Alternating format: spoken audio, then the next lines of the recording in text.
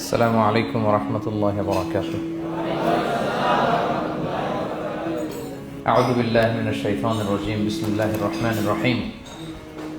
نحمده ونصلي على رسوله الكريم.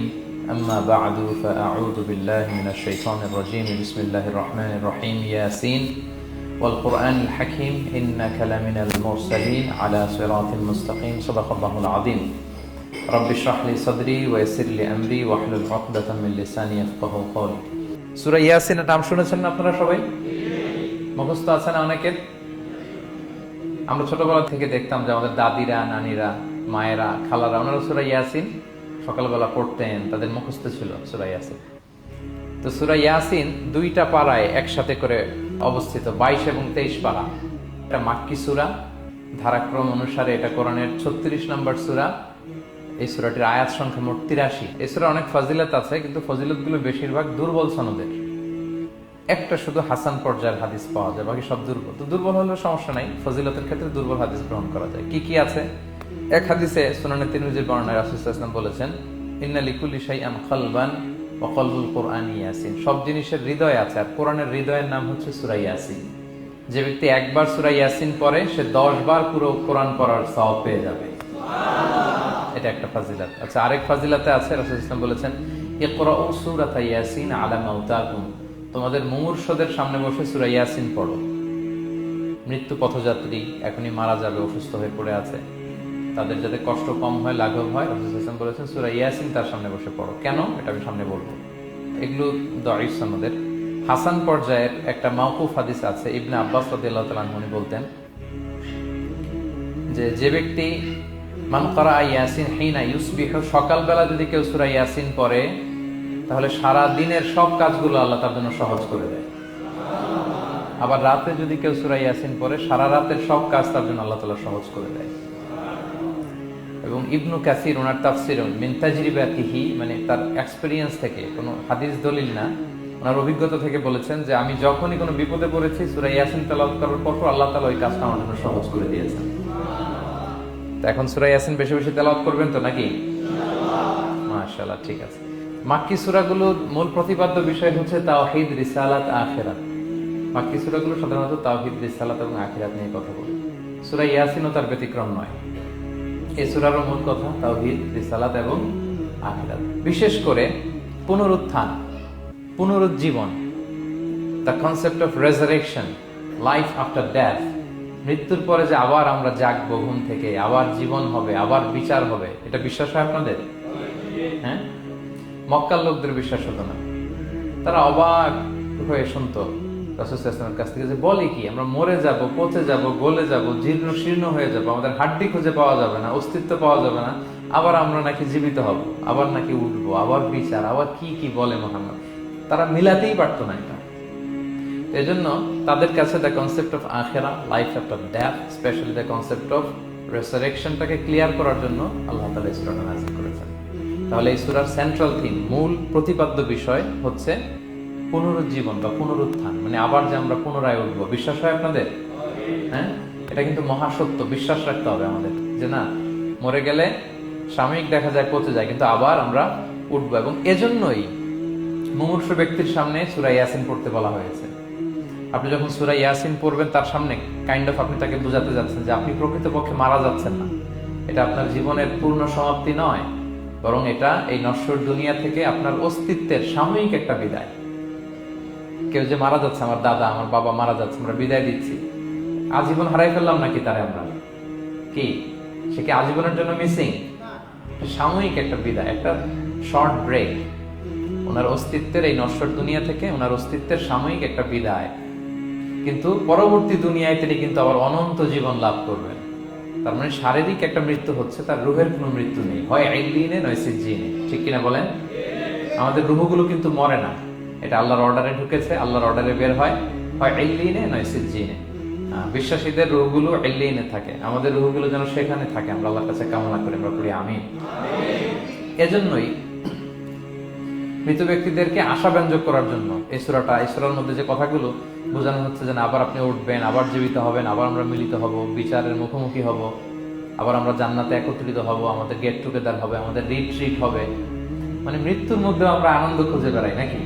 হ্যাঁ, মৃত্যু নিয়ে অনেকের কত ভয়, কিন্তু আমরা তো মৃত্যুই একমাত্র ওয়ে যার মধ্য দিয়ে আমরা আমাদের রবের সাথে সাক্ষাতের গেট ওয়ে। এটা আল্লাহর সাথে সাক্ষাতের প্রথম ধাপ হচ্ছে আপনাকে দুনিয়া ছাড়তে হবে, এছাড়া কি আল্লাহর সাক্ষাৎ পাওয়া যাবে? যাবে না। এই জন্য মৃত ব্যক্তির সামনে আল্লাহর হাবিব সাল্লাল্লাহু আলাইহি ওয়াসাল্লাম রাহমাতুল লিল আলামিন মুহাম্মদ রাসূলুল্লাহ সাল্লাল্লাহু আলাইহি ওয়াসাল্লাম তিনি সূরা ইয়াসিন তেলাওয়াত করতে বলেছেন। তাহলে সেন্ট্রাল থিম ক্লিয়ার সবার কাছে না? এবার আসেন কিছু প্রাইম লেসন, কোর লেসন সূরা ইয়াসিন থেকে। আমি সম্ভবত গত বছর আমার ভেরিফাইড ফেসবুক পেজ থেকে আমি 4টা লাইভ সিরিজ করেছি 4 ঘন্টার সূরা ইয়াসিনের উপর। আপনারা শুনবেন এগুলো, খুবই ওয়েল ডকুমেন্টেড ম্যানারে একাডেমিক ওয়েতে আলোচনা করেছি। যাদের সময় আছে শুনবেন এই লাইভগুলো। তো আমি এখন শুধু সার নির্দেশটা প্রাইম লেসন বা কোর লেসনগুলো নিয়ে আসি। 1 নম্বর লেসন হচ্ছে আল্লাহ তাআলা বলেছেন যে কোরআনের আয়াতগুলো একটার সাথে আরেকটা well connected, completely well net, এটা well protected. One doesn't differ the other or contradict the other. কোনো আয়াত আরেক আয়াতের বিপরীতে যায় না, একটা আরেকটা সম্পূরক, পরিপূরক, ওয়েল নেট, ওয়েল কানেক্টেড। এটাই প্রমাণ করে যে এটা কার কাছ থেকে নাজিল হয়েছে? আল্লাহ সুবহানাহু ওয়া তাআলার কাছ থেকে নাজিল হয়েছে। আল্লাহ তাআলা এটাই বলেছেন ইয়াসিন, তারপরে ওয়াল কুরআনিল হাকিম। হাকিম বিমানা মুহকাম, মানে কোরআনের আয়াতগুলো পোক্ত। এটা হচ্ছে completely well net, perfectly connected, একটা আরেকটার সাথে কানেক্টেড। এক আয়াত ইফাসসিরু বা'দুহু বা'দা, এক আয়াত আরেক আয়াতকে ব্যাখ্যা করে। অনেক কথা কোরআনের এক জায়গায় সংক্ষেপে বলা হয়েছে, আরেক জায়গায় বিস্তারিত, এক জায়গায় ছোট করে আরেক জায়গায় বড় করে। কোনো আয়াত আরেক আয়াতের সাথে কন্ট্রাডিক্ট করে না। আল্লাহ তাআলা বলছেন আফালা ইয়াতাদাব্বারুনাল কুরআন ওয়ালাউ কানা মিন ইনদি গায়রিল্লাহি লাওয়াজাদু ফীহি ইখতিলাফান কাসীরা। তারা কি কোরআন নিয়ে গবেষণা করবে না? এই কোরআন যদি আল্লাহ ছাড়া অন্য কারো কাছ থেকে নাজিল হতো তাহলে তারা কোরআনের মধ্যে অনেক বিরোধ দেখতে পেত, পরস্পর বিরোধ, অনেক বিরোধ দেখতে পেত। কিন্তু কোরআনের ভেতরে এই পুরো 30 পারায় কোথাও কি এক আয়াতের সাথে আরেক আয়াতের কন্ট্রাডিকশন আছে? কোনো বিরোধ আছে বলেন? না, এটা ওয়েল নেট, ওয়েল কানেক্টেড। অন্য আয়াতে আল্লাহ বলছেন লা ইয়াতিহিল বাতিলু মিন বাইনি ইয়াদাইহি ওয়ালা মিন খালফি। সামনে থেকে পেছন থেকে কোরআনে কোনো বাতিল অনুপ্রবেশ করতে পারে না, কারণ তানজিলু মিন হাকিমিন হামিদ, এটা প্রজ্ঞাময় প্রশংসিত আল্লাহর পক্ষ থেকে একটা প্রোটেক্টেড একটা কিতাব নাজিল হয়েছে। ফলে এটা কিয়ামত পর্যন্ত প্রোটেক্টেড থাকবে। এক আয়াত আরেক আয়াতের ব্যাখ্যা করে দেয়, এটা হচ্ছে একটা ব্যাখ্যা। আবার আল কুরআনিল হাকিম মানে হচ্ছে বিজ্ঞানময় কোরআন। কোরআনের মধ্যে অনেক বিজ্ঞানের কথাও আছে। শুধু বিজ্ঞান নিয়ে কি আছে, প্রায় 1.5 ঘন্টার লেকচার আছে আমার। Scientific indications of the holy Quran, cosmic symbols, natural phenomena, cosmology, embryology, morphology, blah blah blah, অনেক কিছু। কিভাবে এই পানি উপরে যায়, ওয়াটার সাইকেল, হাইড্রোলজিক্যাল সাইকেল, বৃষ্টি হয়, সূর্য কিভাবে ডুবে ওঠে, চাঁদ, তারপর মহাবিস্ফোরণ, বিগ ব্যাং থেকে শুরু করে মায়ের পেটে বাচ্চার ভ্রূণ কিভাবে ডেভেলপ করে, যত কসমিক সিম্বল আছে কোরআনে, এটা নিয়ে আমার 1.5 ঘন্টার একটা কোরআনের সায়েন্টিফিক ইন্ডিকেশনাল লেকচার আছে। তো সেদিকে আমি যাব না। তো কোরআনুল হাকিমের 2টা ব্যাখ্যা হয়। এক হচ্ছে মুহকাম, মানে কোরআনের আয়াতগুলো প্রোটেক্টেড, কানেক্টেড। আরেকটা হচ্ছে কোরআনের আয়াতগুলো বিজ্ঞানসম্মত, বিজ্ঞানের সাথেও কন্ট্রাডিকশন করে না। কিছু যদি অমিল থাকে, বিজ্ঞানের অপেক্ষা করা উচিত। বিজ্ঞান সামনে আরো শিখবে, আরো জানবে, আরো ডেভেলপ হবে, তখন বারবার বিজ্ঞানের মাথা কোরআনের দিকে নিচু হয়ে আসবে। ঠিক কিনা বলেন? যত দিন যায় সহজ হয় কোরআন বোঝা আমাদের জন্য। বিজ্ঞানের আবিষ্কারের কারণে কোরআন বোঝা সহজ হয় এবং মিলে যাচ্ছে সবকিছু। তাহলে এটা হচ্ছে 1 নম্বর লেসন সূরা ইয়াসিন থেকে, যে কোরআনের সব ভার্সেস গুলা আর পারফেক্টলি কানেক্টেড, ইন্টারকানেক্টেড। 1 নম্বর। 2 নম্বর হচ্ছে সূরা ইয়াসিনের 10 নম্বর আয়াতে আল্লাহ তাআলা বলেছেন ওয়াসাওয়াউন আলাইহিম আনযারতাহুম আম লাম তুনজিরহুম লা ইউমিনুন। হে নবী, আপনি তাদেরকে ওয়ার্নিং দেন আর না দেন, সমান সমান, কাজ হবে না। এর কারণ হচ্ছে জেনে বুঝে যদি কেউ সত্যকে প্রত্যাখ্যান করে, তার অন্তরে আল্লাহ মোহর মেরে দেন। জেনে বুঝে সত্যকে প্রত্যাখ্যান করবে, আমি বুঝি নাই, আমি শুনি নাই, আমি জানি নাই, এটা আল্লাহ মাফ করবে। আমি কনভিন্স হই না, এই জন্য মানতেছি না, কিন্তু আমি জানি এটা সত্য, এরপরেও যদি সত্যটা গ্রহণ না করি, তাহলে কার মুক্তি আছে বলেন তো? না, তাহলে মুক্তি নেই। এজন্য যারা সত্যান্বেষী তাদেরকে আল্লাহ পছন্দ করেন।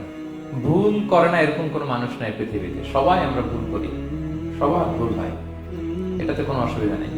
কিন্তু জেনে আমি সত্যকে মানবো না, এটা আল্লাহ কখনো মেনে নেয় না। অন্য আয়াতে সূরা বাকারা আল্লাহ বলছেন খাতামাল্লাহু আলা কুলুবিহিম ওয়া আলা সামঈহিম ওয়া আলা আবসারিহিম গিশাওয়া ওয়া লাহুম আযাবুন আযীম। যারা জেনে বুঝে সত্যকে মানে না, নেগলেক্ট করে, তাদের অন্তরে আল্লাহ সিল গালা মেরে দিয়েছেন। কর্ণকুহরে ছিপি ঢুকিয়ে দিয়েছেন।